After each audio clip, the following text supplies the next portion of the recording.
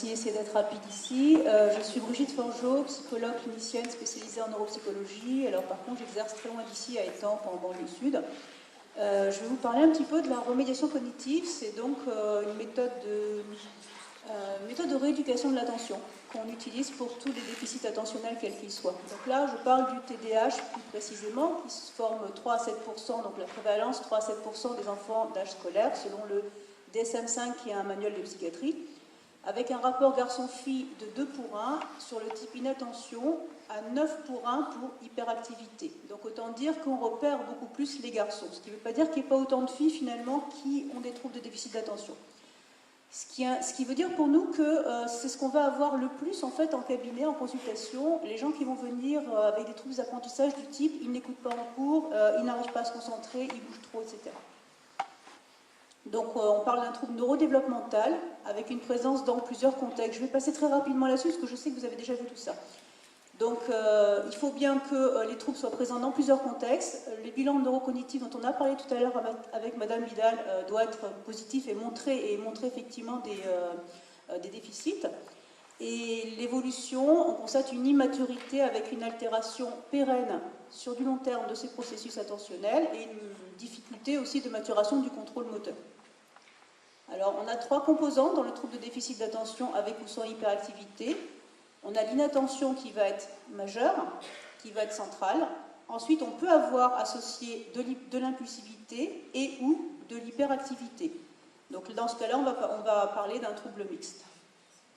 Encore une fois, ces troubles doivent être présents dès le plus jeune âge, c'est-à-dire avant 7 ans selon la version précédente du DSM, avant 12 ans maintenant. Depuis la dernière version du DSM, on parle de 12 ans pour rendre compte justement de ces enfants avec parfois bon potentiel intellectuel qui vont arriver à compenser les troubles finalement jusqu'au collège. Dans de multiples contextes, donc on va poser toutes les questions, de savoir comment ça se passe à la maison, en loisir, quand on sort avec eux, dehors, etc. Et à l'école, bien sûr. Et ça doit, bien entendu, induire une gêne fonctionnelle. Alors, en cabinet, on va avoir... les gens vont venir essentiellement pour des plaintes de l'école. C'est vraiment la première cause de consultation.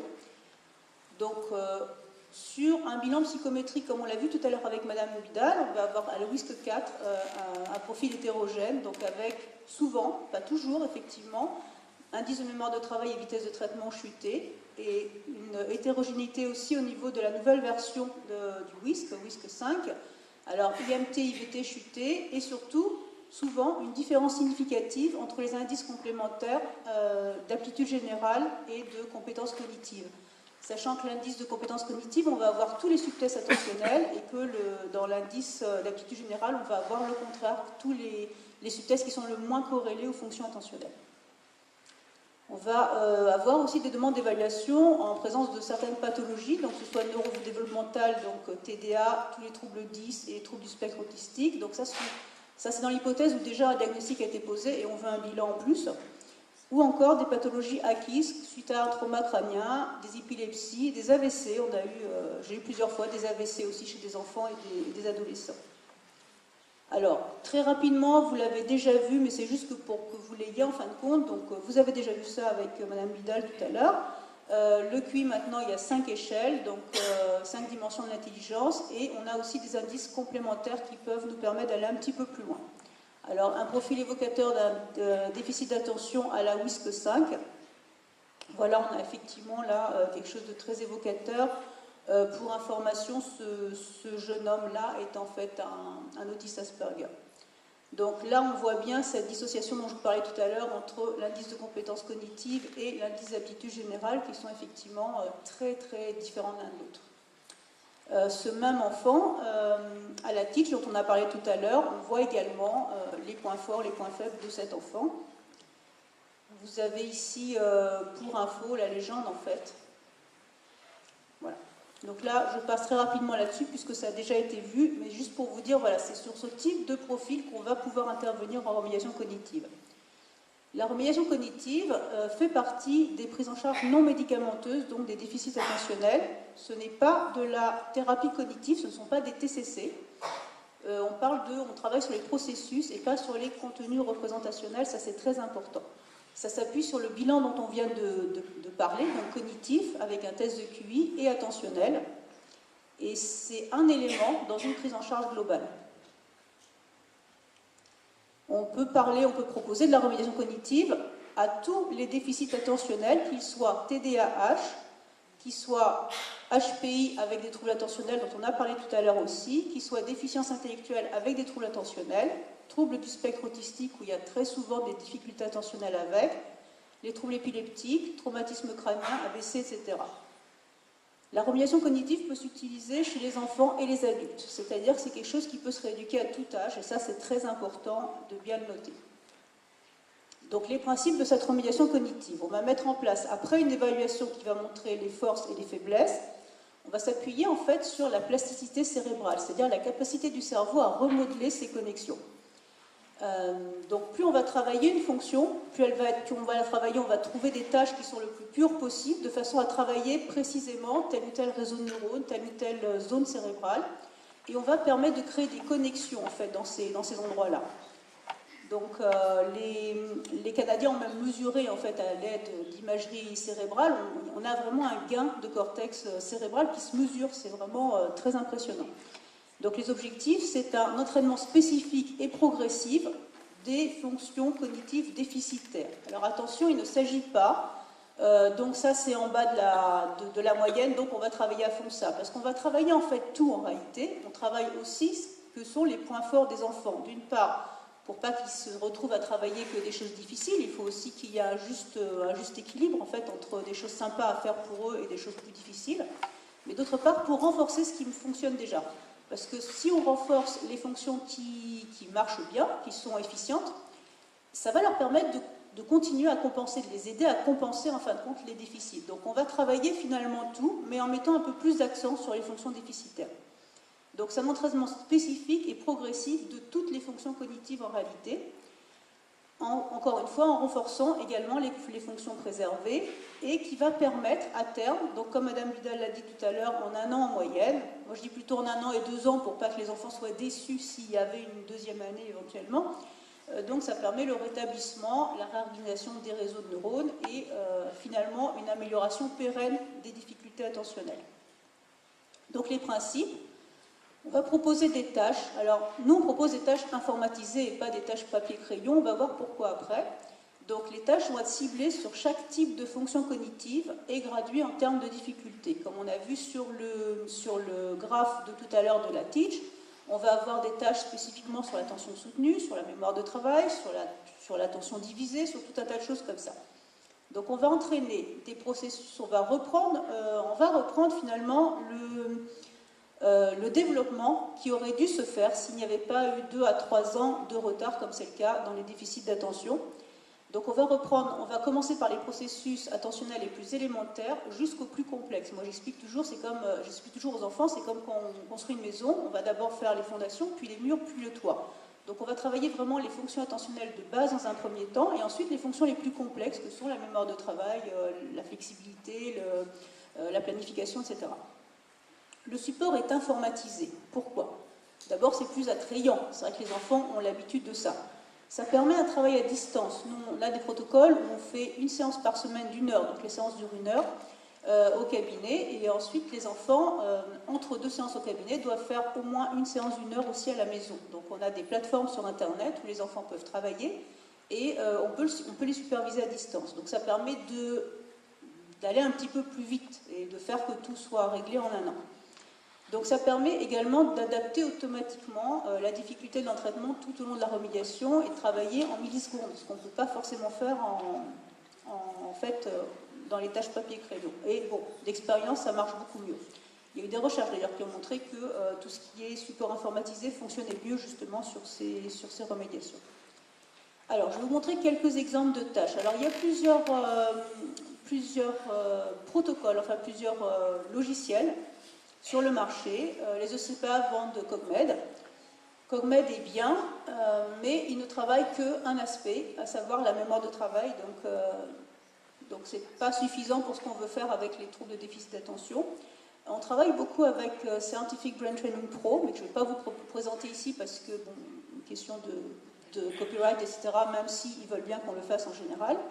Et pour tout ce qu'on n'a pas trouvé sur le marché, on a fait développer nous-mêmes en fait donc une plateforme qu'on a appelée Mentis.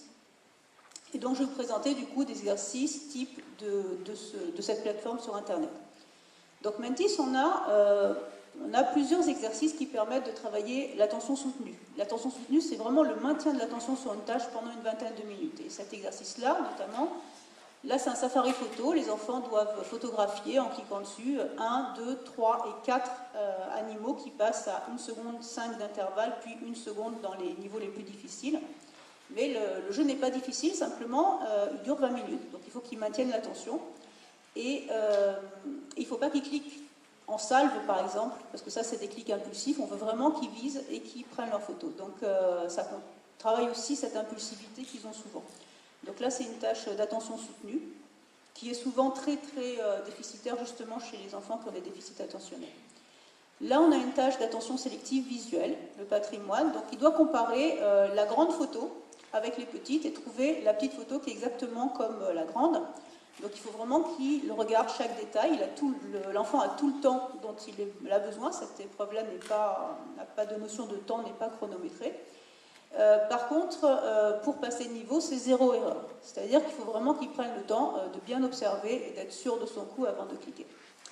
La platine, c'est l'attention sélective auditive. Donc celui-là, il dure un peu plus longtemps. Donc celui d'avant durait 5 minutes en moyenne, ça dépend le temps que les enfants vont chercher les détails, mais en principe sur 5-6 minutes. La platine peut durer jusqu'à 20 minutes également. Là, sur la case je commence, l'enfant écoute le son. Ensuite, sur l'autre baffle, il peut écouter le son autant qu'il veut. Par contre, une fois qu'il répond, il doit cliquer sur les cases jaunes et trouver exactement le même son qu'il ne peut plus réécouter. Donc il faut qu'il les mémorise. Donc pareil, c'est pas difficile, mais c'est 0 erreur. Donc sur 20 minutes, ça demande quand même un engagement dans la tâche sur un assez long terme. Là, on est sur des exercices de mémoire de travail, le village malien. Donc l'enfant voit des volailles un petit peu partout sur l'écran et il doit les replacer. Exactement au même endroit. Donc on a un empan simultané en fait, où il a toutes les volailles qui apparaissent d'un coup et qui disparaissent. On a une tâche d'empan séquentiel où il y a les volailles qui apparaissent dans un certain ordre. Il doit cliquer sur les mêmes volailles dans le même ordre en ignorant des distracteurs. Et on a une tâche auditive qui est le joueur de bongo qui joue une série de séquences sur un bongo et l'enfant à l'aide des flèches doit jouer exactement le même rythme. En fait, il y a un son qui s'ajoute à chaque fois. Donc il doit mémoriser une séquence et la reproduire. Donc ça c'est un niveau de camp d'observation. On a une sorte de Simon en fait avec les sons des animaux aussi. Il faut qu'il répète les sons dans le même ordre qu'il a entendu. On a un jeu de poursuite oculaire par rapport à tout ce qui est poursuite oculaire qui est souvent un petit peu difficile. Donc c'est un jeu de billard où il faut suivre une boule de billard. On a l'attention divisée où il doit faire ou écouter deux choses en même temps. Donc voilà, ça c'est juste pour vous donner quelques exemples de tâches informatisées qu'on a sur nos logiciels ou sur d'autres logiciels qu'on peut trouver. Et sachant qu'on va prendre quelque chose comme, bon, sur Mentis, 4-5 jeux, ça va faire 1 heure, comme on a plusieurs jeux qui font 20 minutes. Sur Scientific Brain Training Pro, on va mettre à peu près 8 tâches, donc ce qui leur fera à peu près 1 heure pour passer les niveaux. On réévalue tous les 6 mois pour éventuellement réadapter les exercices et en fin de prise en charge également. Encore une fois, la prise en charge va durer entre 1 an et 2 ans de moyenne, mais on voit une amélioration dès 3 mois de prise en charge. C'est-à-dire que les enfants, et surtout les adultes qui sont autour d'eux, voient quand même une amélioration à l'école, partout dans le comportement, au bout de 3-4 mois. Donc ça permet de motiver un petit peu à continuer. Alors là, je vais vous montrer justement des exemples de réévaluation de Louis, qui est donc un enfant intellectuellement précoce.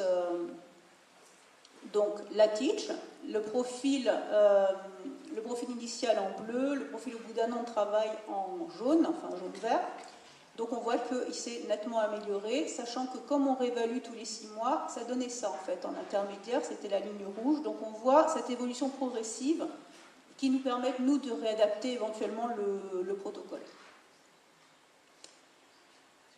Arthur, c'est un autre, donc là on voit aussi, bon, Souvent, c'est pas encore tout à fait réglé. On est, bon, sachant que Arthur avait 150 de QI, donc on peut estimer que 40% ou 50% c'est un peu juste pour lui. Là, il avait travaillé 1 an, sachant qu'il n'avait plus de troubles du tout, qu'il arrivait à se concentrer, qu'il avait des bonnes notes, des félicitations, etc. On a préféré arrêter, même si ce n'était pas encore parfait. Bon, il était assez tir au flanc, en fait, dans le travail, donc du coup, il aurait pu faire mieux, certainement. Cela dit, aujourd'hui, j'ai des nouvelles, parce que je suis restée assez en contact avec lui. Il est actuellement dans une école d'ingénieur, donc ça va quand même pour lui.